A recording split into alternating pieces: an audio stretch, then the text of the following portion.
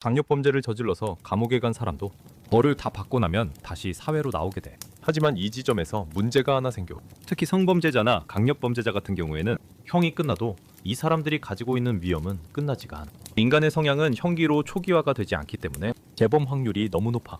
그래서 국가는 두 가지 선택지 사이에서 고민해. 첫 번째, 계속 가둔다. 두 번째, 내보내고 감시한다. 계속 가두는 건 인권 침해의 소지가 있고 비용 문제도 있기 때문에 쉽지가 않다고 해. 그래서 일단은 풀어주고 전자발찌를 채워서 감시를 하게 돼. 최소한의 자유를 허용해주고 인권도 어느 정도 지켜주면서 재범 가능성이 농후한 이 사람들을 그냥 방치하지는 않겠다는 거야. 그런데 나는 이 전자발찌 제도가 일부 효과는 있어도 한계가 너무 명확하다고 생각해. 전자발찌는 통제를 하거나 행동을 막는 장치가 아니야. 문제가 생기면 그걸 알려주는 알람의 역할을 할 뿐이야.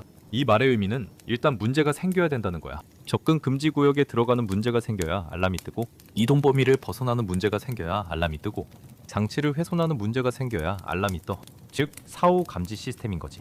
그래서 알람이 울리고 수사기관이 출동하기 전 범죄를 저지르는 건 막을 수가 없어. 정말 주도 면밀하게 계획을 세우는 범죄자들한테야 일부 효과가 있을 수 있겠지만 대부분의 충동적인 강력 범죄자들에게는 효과가 거의 없어.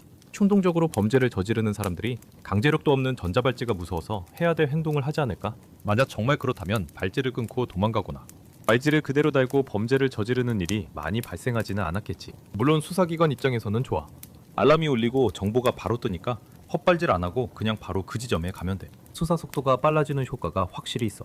하지만 전자발찌를 채우는 의미가 수사기관의 수사 속도를 줄여주는 데 있지는 않아. 알람이 울리고 수사기관에서 출동하기 전에 이미 범죄가 발생하면 도대체 무슨 의미가 있는 걸까? 어차피 CCTV들이 다 있어서 감시가 되고 문제가 발생하면 금방 다 밝혀지는데 이걸 전자발찌라는 제도를 따로 만들어서 비효율적인 감시를 해야 된다는 게 조금 이해가 되지 않아.